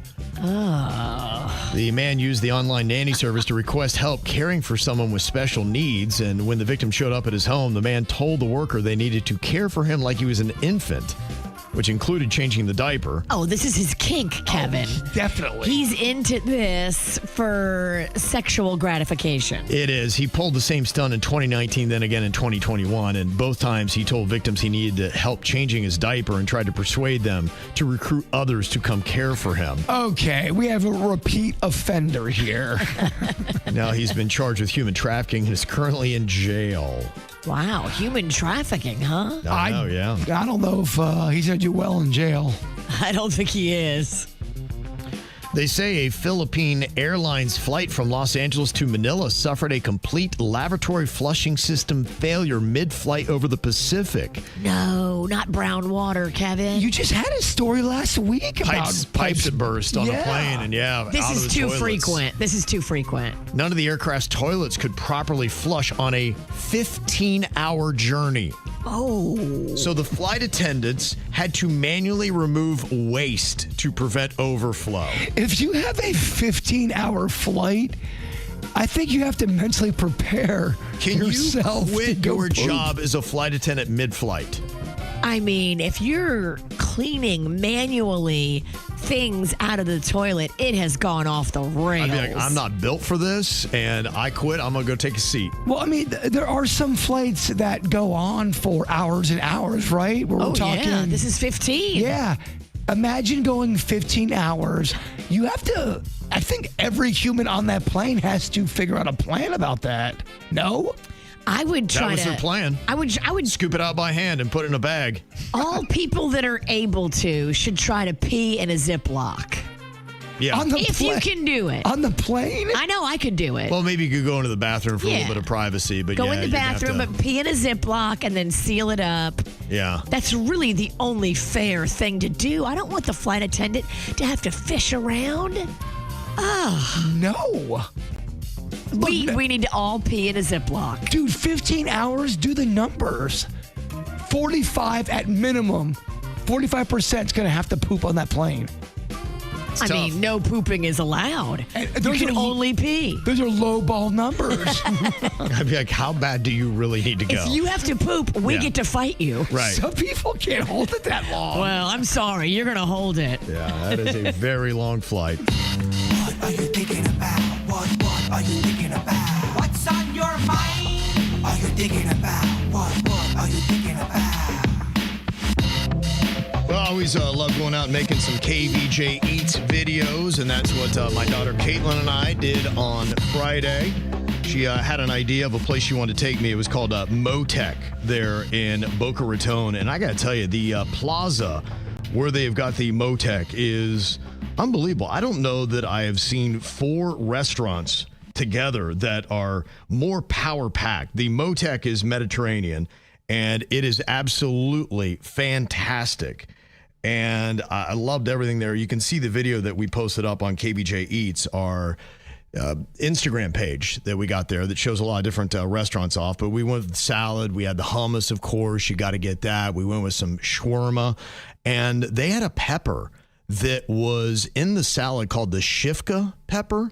And you ever seen kind of like those little like banana peppers or whatever? Yeah. You have those, and you know they're fine. They got a little bit of a kick, and so I thought it was kind of like in the same as like a cousin. It's not going to phase Kevin. No, because Kevin likes it hot, baby. I do love it hot. Yeah, hey, I ate about half of the pepper in one take, and I'm like, no, okay. And I continued to try talking. I was like, like my throat just started to lock up. I'm like, good heavens, Okay. that shifka pepper is no joke. I didn't realize that they had quite the peppers in the Mediterranean world. You underestimated the shifka. Yes, I did, and I will not do that again. So when you see that little shifka pepper, give it some respect. Baby Put some respect bite. on its name. Yes.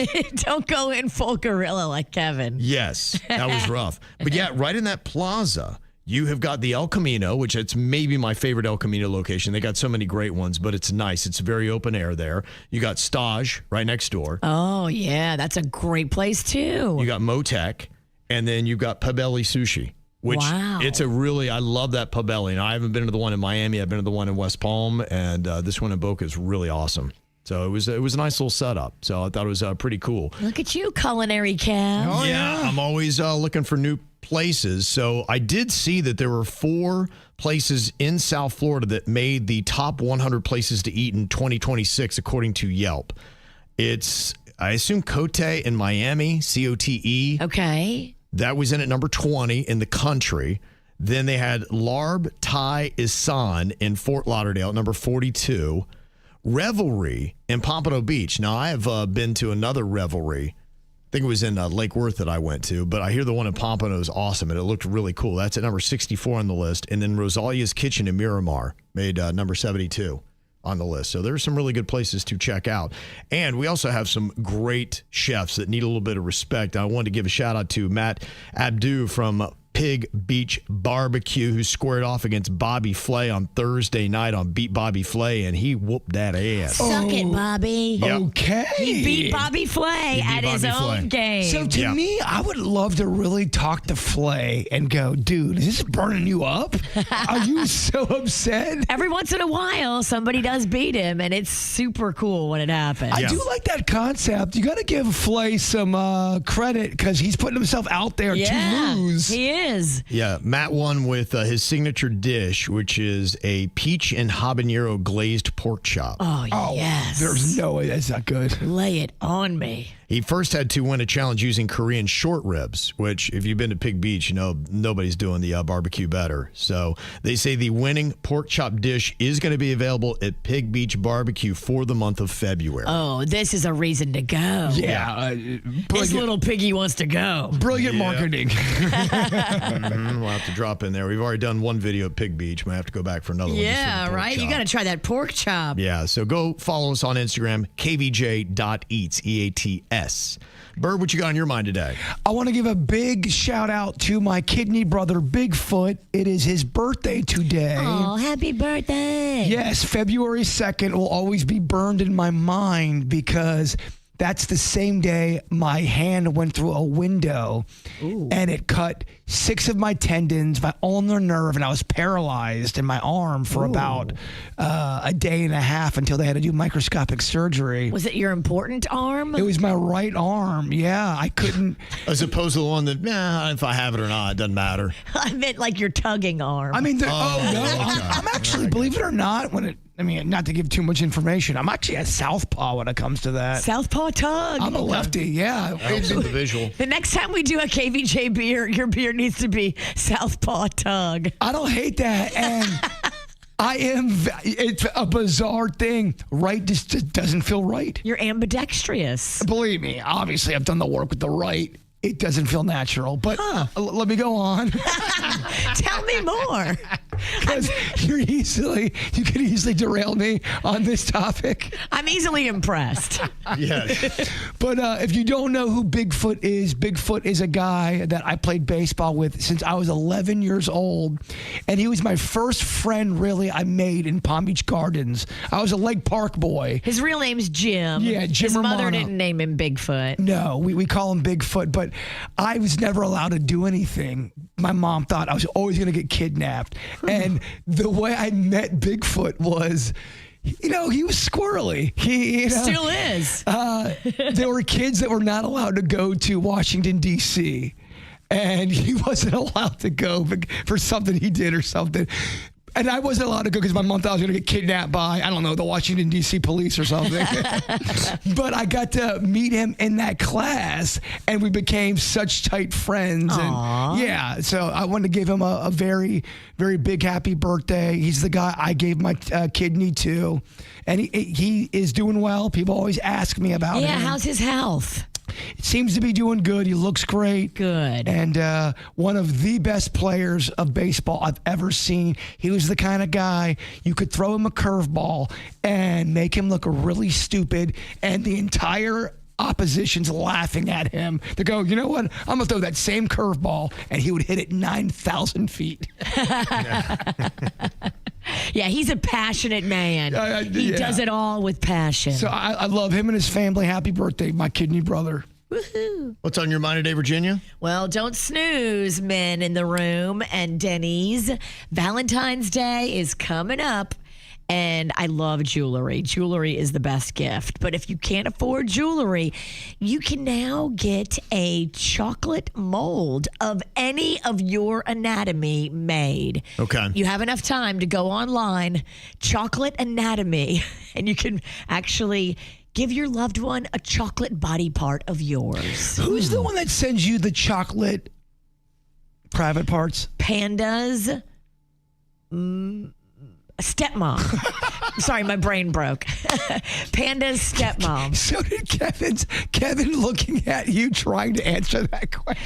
Every Easter, she sends us chocolate penises. I don't know why, but yeah, Easter just... We all need that crazy relative that keeps it light and fun, baby. Right. Okay. Interesting little thing there. Yes, but I mean, with the Valentine's holiday, chocolate body parts do well. They do. They do. It's a big market. There's a huge demand on it. It's a fun gift. Do you have a body part you would like to make if you had to? If you had to give the queen, your wife, a body part made of chocolate, what would it be? I think the only thing she'd probably care to see is my wallet. Can I get that done in chocolate? She'd love that. I don't think she'd want the body part. But. We should do Kevin's chocolate hair. That would be amazing. Yeah, okay. That'd be amazing. But the chocolate wallet would have to have real money in it. It would, yeah. That'd be it. Oh, it's just chocolate? I'll let people answer. Would you like a chocolate body part for Valentine's Day? So we'll see what the demand is. I'm going. Yeah, I think I'm going. I'll save it for the podcast. Save it for the podcast because I want to get into it a little bit more and tell you how I know about this. A girl I had brunch with did it for her man. What did she gifted him a chocolate body part. Is it all right. I can't wait. I'll tell you everything on the podcast. Okay. All right. There you go. A lot of stuff coming up there on that ATS today. It's going to be filthy. Right. That and the Epstein files. Ugh. Yeah. Got a lot of stuff. I'm more about this chocolate topic. Me too. Well, with the crazy cold temperatures, people are going to be flocking to South Florida, hoping that you will take them in and show them a good time. So when they do come, where do you take them? What is your staple to say, hey, I got a cool little place and let me do something that maybe is off of the beaten path? Now, there are some places that, are just staples that you might take them in each town. But I think I pretty much got one place that I'm like, okay, if we're in this part of South Florida, this is where we're going to go. You usually head to the water because that's the most unique and special thing that we have. Mm-hmm. I think the most special restaurant on the water has to be Benny's. Yep. Benny's on the beach to me is it's wonderful food. It is a great view. And I mean, it's on a pier. That is special. Yeah.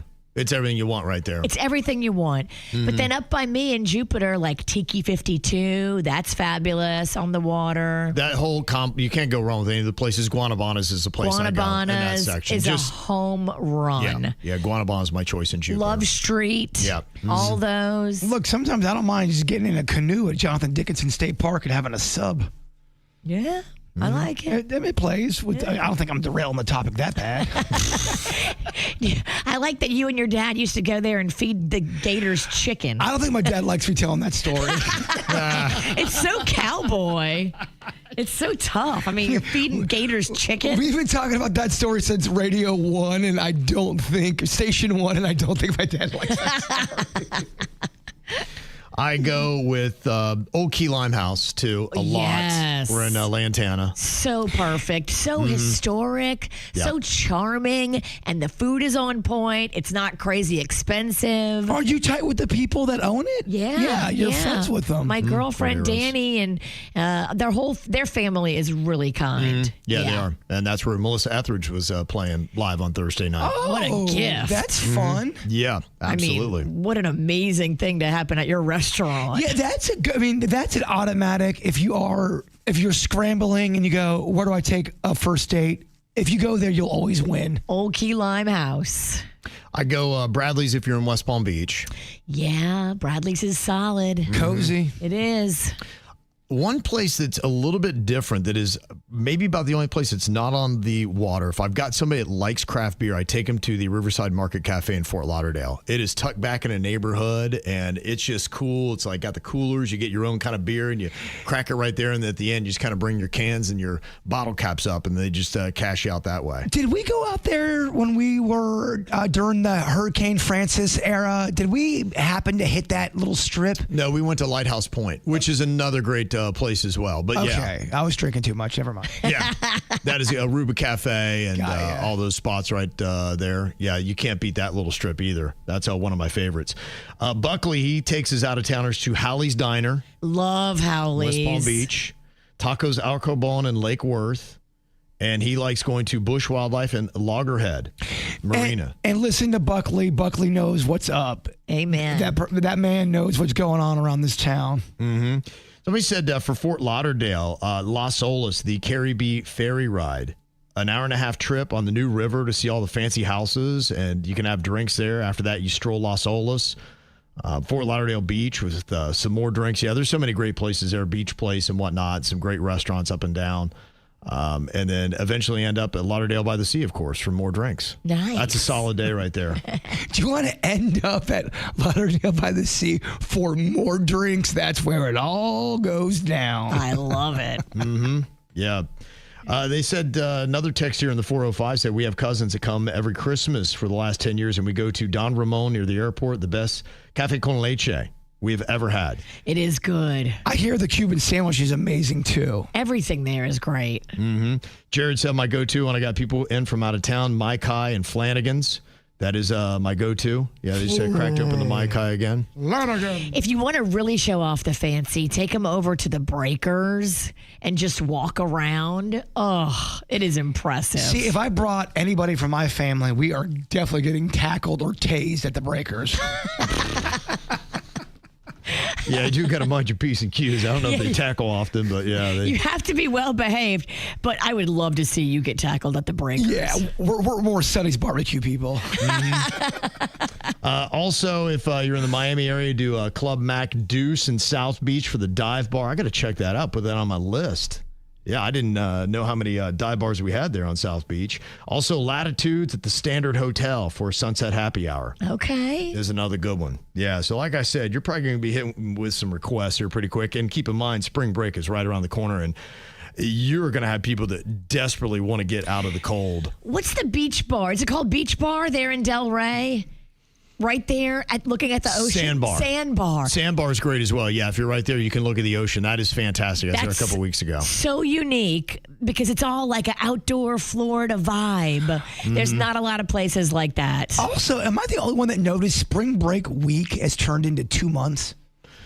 Because everybody has it at different times. It's just spring break is like a 3-month thing now. It's all staggered. So, yeah, you'll get people down here for the next 2 months now. I think probably, yeah. You'll probably start seeing from, you'll have us.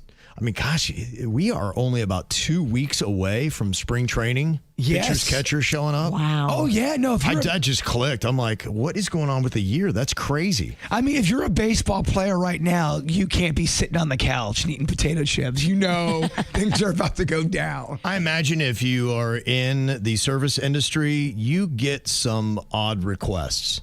And here's the thing that's kind of crazy is there are people that will actually pay you extra. And you got to tell yourself, be like, okay, how bizarre is the request? And am I going to do it for the money that they're going to offer?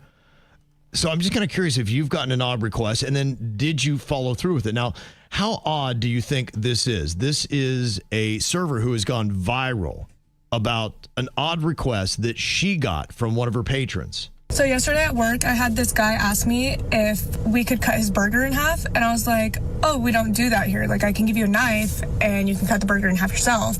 And he was like, no, I need you to cut my burger. And I was like, I mean, like, if I'm here, like, if you really need me to cut your burger, I guess I can cut it for you. And he's like, I'll give you extra if you cut it for me. I was working in the kitchen still, and so I was still there, and his food comes up. He's like, is that my burger? And I was like, yeah, that is your burger. He goes, are you going to cut it? So I literally put on gloves, cut the burger. 1 second, and then he goes, see, was that so hard? Bless your heart. He gave me $3. Bless your freaking heart, you freaking loser. Okay. She's not real happy that she made $3 for cutting a burger in half.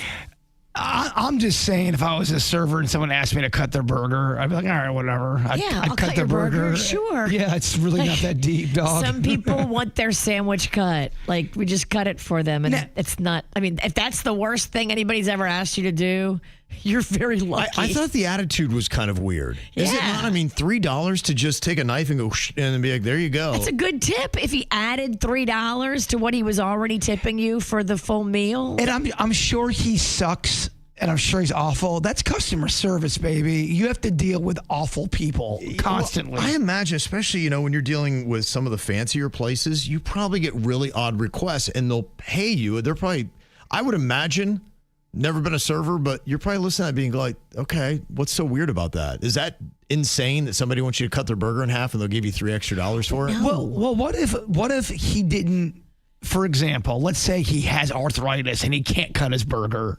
And he needs help but doesn't want to disclose all that. Right. He could have like a bum hand or something. He wasn't asking to feel her up. He was asking her to cut the burger. I don't think it's a big deal. That is not a crazy request. Yeah, I didn't think so either. I was just kind of curious where people are said. So I guess if you ask some people that, they'll be offended by it and upset and they'll blast you on social media. No, I think she's weird.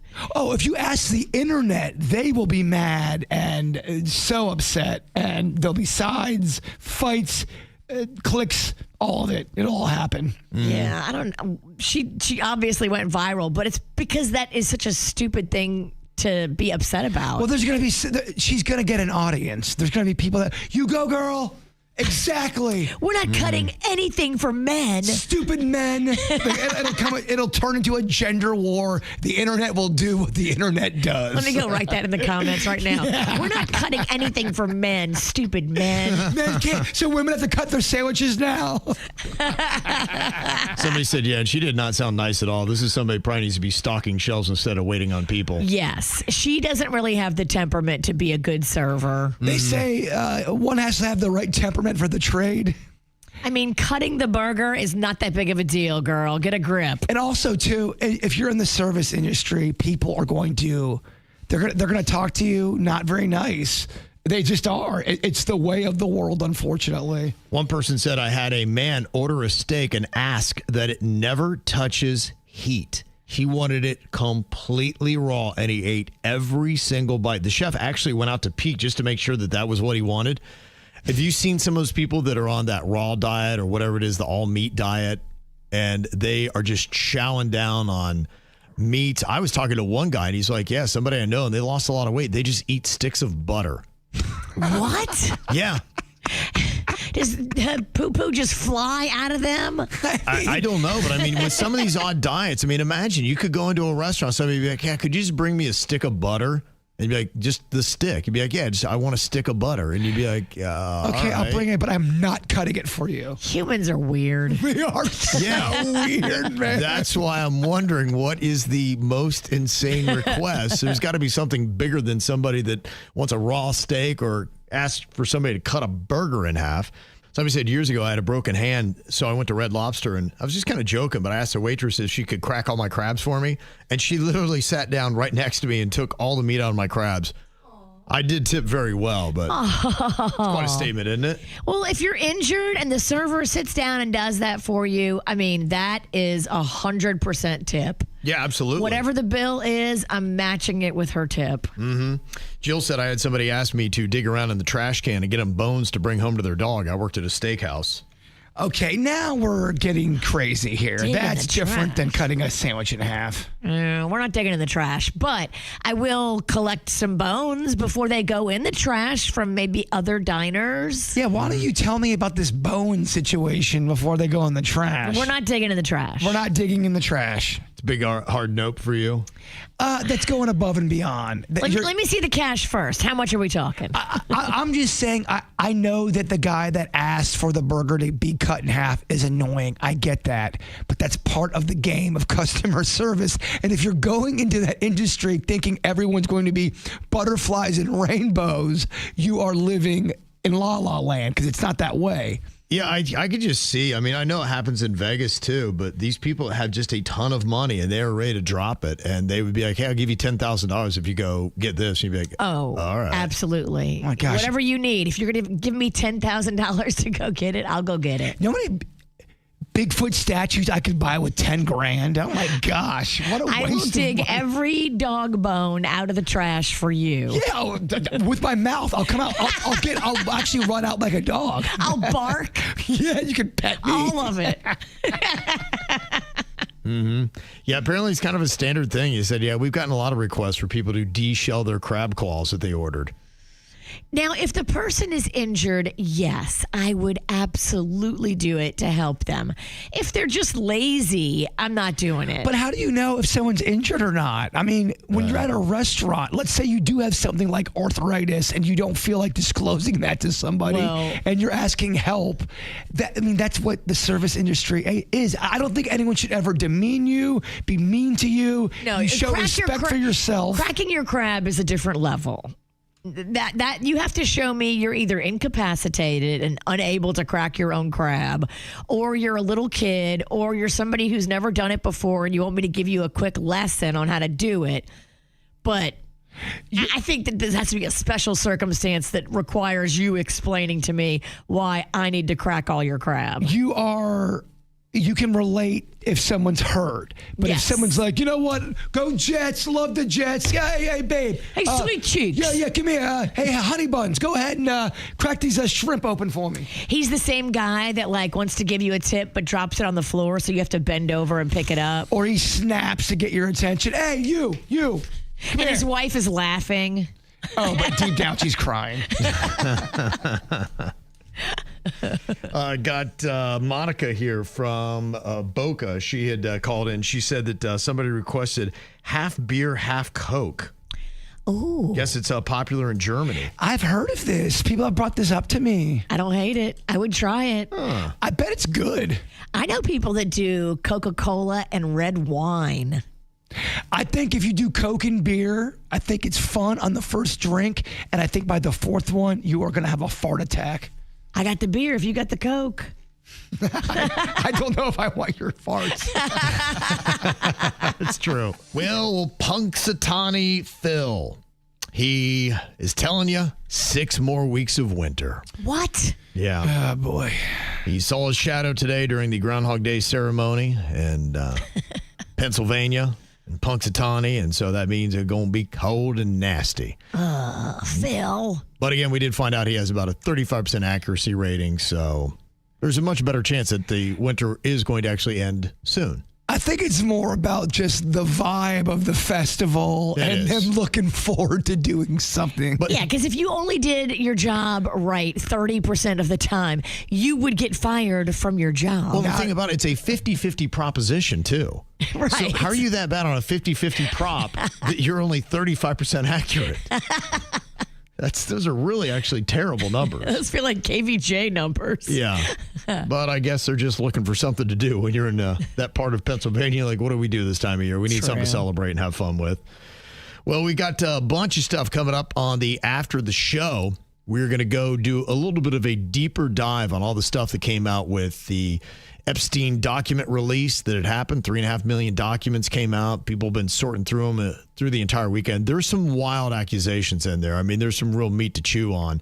And then there's other stuff. It's almost like it's empowered people. I don't know if you saw the rant that Nicki Minaj has gone on about Jay-Z on social media, but she is making some very damaging claims as well. In fact, if there's anybody that's really kind of been thrust into the spotlight that might have some explaining to do, it could be Jay-Z. Crazy. So we will get into some of those allegations coming up. His name gets brought up a lot. It does. Mm-hmm. Yep.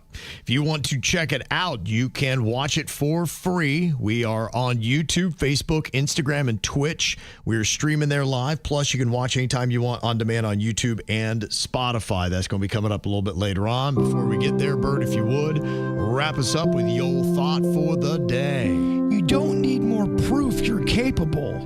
You need less trust in the voice that says you're not. Oh, that's good. The KVJ Show on 97.9 WRMF.